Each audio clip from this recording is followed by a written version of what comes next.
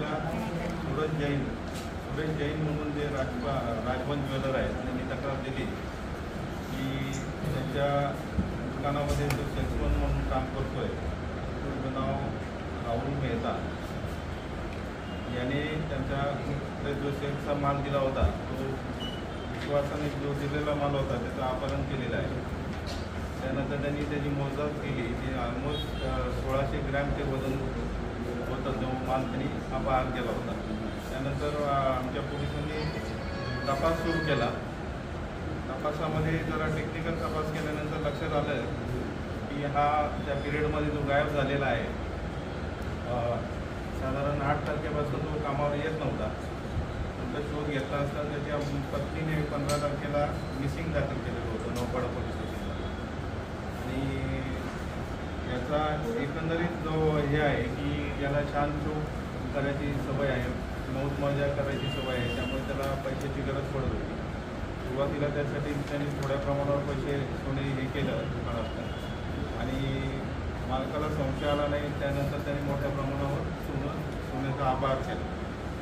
हे सोनं घेऊन त्याचा जो उद्देश होता तो दुसऱ्या राज्यामध्ये जाऊन सेटल व्हायचा होता. त्याचं टेक्निकल अनालिसिस करून तपास केला आमच्या DBच्या टीमनी आणि त्याला ताब्यात घेतलेलं आहे मीरा रोडवर. नंतर चौकशीमध्ये त्याच्याकडनं 900 ग्रॅम सोनं आतापर्यंत आपण हस्तगत केलेलं आहे. सध्या त्याचं PCमध्ये असून 30 तारखेपर्यंत त्याची PC चालू आहे. तर त्यांनी ते सोनं कोणाला विकले का काय? त्यांनी सोनं आता हा सोन्याच्या लाईनमधलाच होता, ज्वेलरला काही विकलेलं आहे आणि त्यांच्याकडेच आपण ती रिपोर्टिंग केली.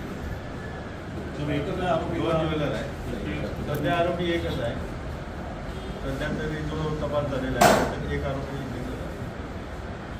आणि एवढं सोनं काढेपर्यंत त्याला समजलं नव्हतं. 8 तारखेला तो दुकानात कामाला आला नाही म्हणून त्यांनी दुसऱ्या सेल्समनकडे चार्ज दिला त्याच्या काउंटरला. त्यावेळेस त्या सेल्समनने सांगितलं की याच्यात काहीतरी मिसिंग आहे. त्याच्या मिसिंग काहीतरी रिपोर्ट दिल्यानंतर मग यांनी स्टॉकचा आढावा घेतला आणि त्यावेळेस त्यांच्या लक्षात आलं एवढं सोनं केलेलं आहे. साहेब पण 1 करोड रुपयाचं सोनं आहे ते एकट्याचं काम नसणार आहे. किती एकट्याचं काम नसणार आहे. हा पिरियड साधारण नोव्हेंबर 23 पासून आता म्हणजे गुन्हा दाखल व्हायचा.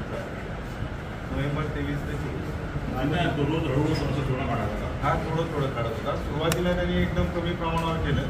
त्याला काही शौक होते त्याच्यासाठी त्याला पैशांची गरज पडत होती आणि नंतर त्याला कॉन्फिडन्स वाढल्यावर त्यांनी वाढवलेलं आहे. आपण दुकान जे ज्वेलर्स असे दागिने